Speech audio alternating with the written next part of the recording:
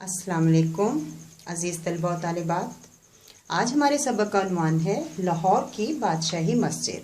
इसको पढ़ने से पहले आपसे मैं पूछना चाहूँगी कि इससे पहले जो हमने सबक पढ़ा मोहतरमा फातिमा जिन्ना, आप इसको अच्छी तरह समझ गए होंगे और इमला जो मैंने दी थी उसको भी आपने किया होगा। और एक सफ़ा जो है आप खुशखती का डेली करेंगे। आज हम पढ़ेंगे लाहौर की लाहौर की बादशाही मस्जिद। मैं आपसे सवाल करूंगी, कितने तलबा तालिबात हैं आप में से जिन्होंने लाहौर की बादशाही मस्जिद देखी हुई है? रिकॉल करें अपने माइंड में ज़रा। शाबाश जी, काफ़ी बच्चे हैं जिन्होंने देखी हुई है लाहौर की बादशाही मस्जिद। इससे पहले किसी भी सबक को समझने के लिए ज़रूरी है कि हमें उसके अल्फाज, मुश्किल जो अल्फाज होते हैं उनके मतलब आने चाहिए। जब हम उसके मतलब को समझ जाते हैं तो हमें सबक समझने में आसानी हो जाती है। हमारा सबसे पहला लफ्ज़ है तारीख़ी, जिसे हम तारीख़ यानी हिस्ट्री भी बोलते हैं। तारीख़ी का मतलब होता है तारीख़ में नुमाया मुकाम रखने वाली, यानी कि जो आज तक जानी जा रही है, आज तक याद रखी जा रही है, जो बहुत पुराने ज़माने में कोई बात हुई थी। जानिब, इसका मतलब तरफ, कहते हैं ना उस तरफ, इस तरफ, इसका मतलब उस जानिब, इस जानिब यानी उस तरफ। हौज का मतलब होता है तालाब होता है पानी के लिए एक, जैसे हम एक गिलास में, प्याले में पानी डालते हैं ना अपनी ज़रूरत के मुताबिक, इसी तरह ज़मीन पे एक बड़ा सा होल बना के एक बड़ा सा तालाब बनाया जाता है, जिसे तालाब कहते हैं। खुशनुमा, लफ्ज़ से जाहिर है खुशनुमा, दिलकश यानी खूबसूरत, दिल को भाने वाली। शोहरत, नामवरी यानी मशहूरी। हम कहते हैं ना इस शख्स की बड़ी शोहरत है, इस चीज़ की बड़ी शोहरत है, यानी बहुत ज़्यादा उसका नाम है, बहुत ज़्यादा वो मशहूर है।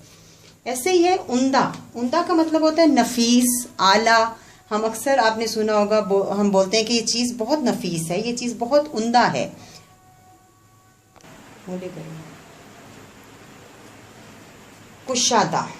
कुशादा लफ्ज़ से जाहिर है बहुत ही खुला, वसी कहते हैं बहुत ही खुला हो, जो हम कहते हैं ये जगह बहुत वसी है, यानी खुली चौड़ी लंबी बहुत ज़्यादा ये जगह है। मरकज़ का मतलब दरमियाना होता है, और मरकज़ी जब लफ्ज़ आ जाता है उसका मतलब होता है दरमियान में, वस्त में। मुअज़्ज़न कहते हैं आज़ान देने वाले को। मुअज़्ज़न किसको कहते हैं? आज़ान देने वाले को। मेहराब जी, बॉयज़ में से जो बच्चे मस्जिद जाते हैं उन्होंने देखा होगा मस्जिद में इमाम के खड़े होने की एक जगह होती है, उसको क्या कहते हैं? मेहराब मस्जिद में इमाम के खड़े होने की जगह। लाहौर एक तारीख़ी शहर है। तारीख़ी का मतलब मैं आपको बता चुकी हूँ। यहाँ बहुत सी तारीख़ी इमारतें मौजूद हैं। इन्हीं तारीख़ी इमारतों में एक बादशाही मस्जिद है जो आला मुकाम और शोहरत रखती है। आला मुकाम यानी बहुत उम्दा, शोहरत रखती है यानी मशहूर है, नामवरी रखती है। ये मस्जिद मुग़ल फ़न तामीर का नहायत हसीन शाहकार है, यानी कि ये बहुत ही मशहूर है। इसकी जो तामीराती काम है वो नामवरी है उसकी, यानी एक बहुत ही छोटी छोटी ईंटें लाल रंग की इस्तेमाल की गई है। फ़न तामीर यानी तामीर करने वाले की फ़न बोलता है, उसमें उसके काम की कारीगरी बोल रही है। इस मस्जिद की तामीर बादशाह औरंगज़ेब आलमगीर ने करवाई थी, जो तकरीबन 1673 में मुकम्मल हुई। मस्जिद की तामीर के लिए दूर दराज इलाकों से नहायत उम्दा पत्थर मंगवाया गया। दूर दराज यानी जहाँ से भी अच्छा मिला, वो ये नहीं देखा गया कि यहीं से चाहिए, बहुत दूर दूर इलाकों से जहाँ से भी अच्छा पत्थर मिला वहीं से मंगवाया गया। बरे ज़ख़ीर की बेहतरीन कारीगरों ने इसकी तामीर में अपने फ़न के जौहर दिखाए, यानी अपने कारनामे दिखाए। बादशाही मस्जिद लाहौर शहर में वाक़या है। रावी के पुल से लाहौर में दाखिल होने वालों को मस्जिद के मीनार दूर से दिखाई देते हैं। मीनार यानी बुलंदो बाला मीनार, ऊंचे ऊंचे उनके जो हैं मीनार नज़र आते हैं, जो देखने वालों को अपनी अज़मत का एहसास दिलाते हैं। अज़मत का मतलब है बढ़ाई, यानी अपनी बढ़ाई का एहसास दिलाते हैं। मीनार पाकिस्तान भी इस मस्जिद के बिल्कुल करीब वाक़या है। मस्जिद के बरामदे की खिड़कियों से हम इसका नज़ारा कर सकते हैं। बादशाही मस्जिद के मरकज़ी दरवाज़े के सामने तारीख़ी शाही किला मौजूद है। बादशाही मस्जिद और शाही किला के दरमियान एक बाग है जिसे हजूरी बाग कहते हैं। मस्जिद के एक जानिब हमारे कौमी शायर डॉक्टर इलामा इकबाल का मज़ार है। مسجد کی عمارت میں زیادہ تر سرخ رنگ کا پتھر استعمال کیا گیا ہے۔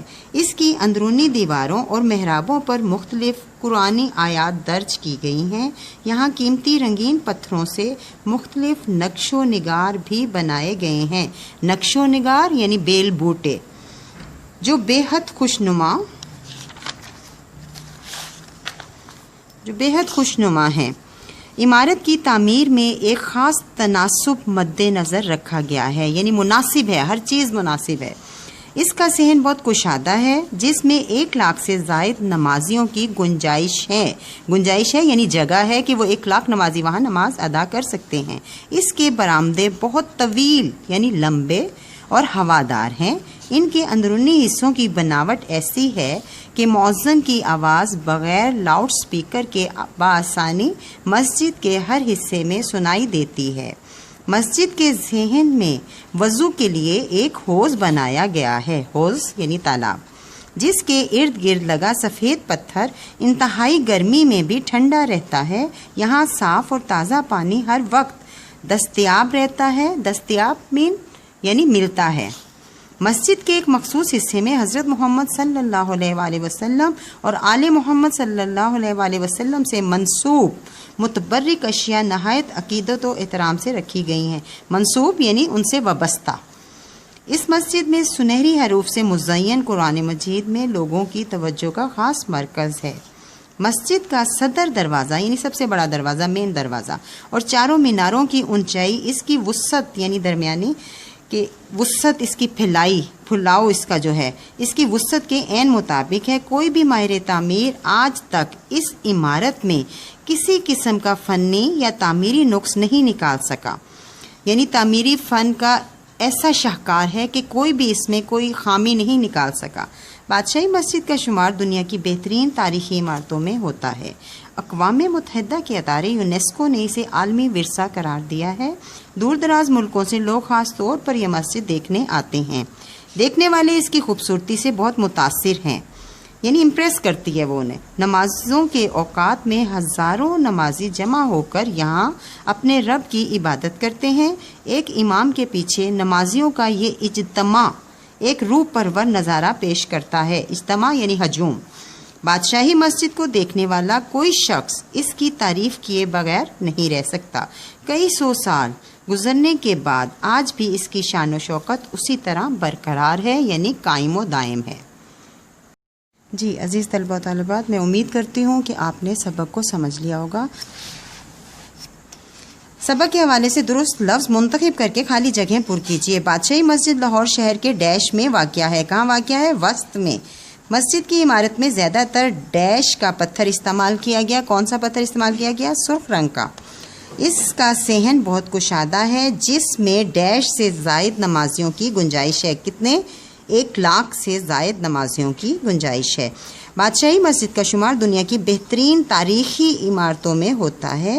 سنہری حروف سے مزین قرآن پاک لوگوں کی توجہ کا مرکز ہے۔ اسی طرح وہ کہتے ہیں کہ درست جواب پر ٹک کا نشان لگائیے۔ بادشاہی مسجد بادشاہ نے تعمیر کروائی۔ آپ کو آپشن دی گئی ہیں، آپ نے جواب کو بتانا ہے کہ کون سا درست ہے۔ یہ آپ خود کریں گے کیونکہ بہت ایزی ہے۔ اس پہ آ جائیے جی، سوال نمبر 4۔ درج الفاظ کے معنی لغت سے تلاش کیجئے۔ لغت کہتے ہیں ڈکشنری کو، اردو میں لغت بولتے ہیں۔ وسط کا مطلب ہوتا ہے درمیان۔ حوض کا مطلب ہوتا ہے تالاب۔ خوشنما، خوبصورت، ہم کر چکے ہیں اس سے پہلے۔ دستیاب موجود، میسر ہونا، موجود ہونا۔ منسوب، کسی سے وابستہ ہونا، کسی سے تعلق ہونا۔ نقص، خامی۔ ٹھیک ہے جی، آگے چلتے ہیں۔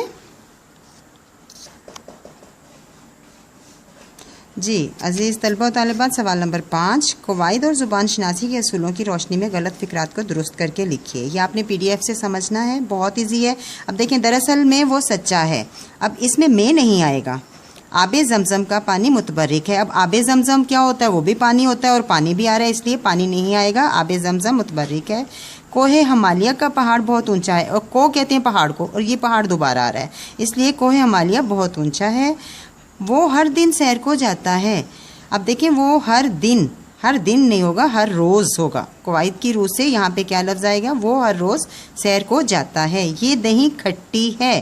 دہی جب کہ کھٹا ہوتا ہے، کھٹی نہیں ہوتی. عزیز طلبہ و طالبات، آپ نے PDF فائل سے دیکھنا ہے کہ میں نے سوال نمبر 6 کے اعراب کیسے لگائے ہیں. اعراب کو سمجھنے کے لیے ضروری ہے کہ آپ پروننسیشن آپ کا درست ہو، اس کا تلفظ صحیح ہو. جب آپ تلفظ صحیح سے بولیں گے زیر زبر لگانا بہت آسان ہوگا. تو یہ آپ کا ہوم ورک ہے، آپ نے کرنا ہے، اور خوش خطی بھی لکھنی ہے، خاص الفاظ کی املا بھی کرنی ہے. آپ کا ہوم ورک ہے. اللہ حافظ.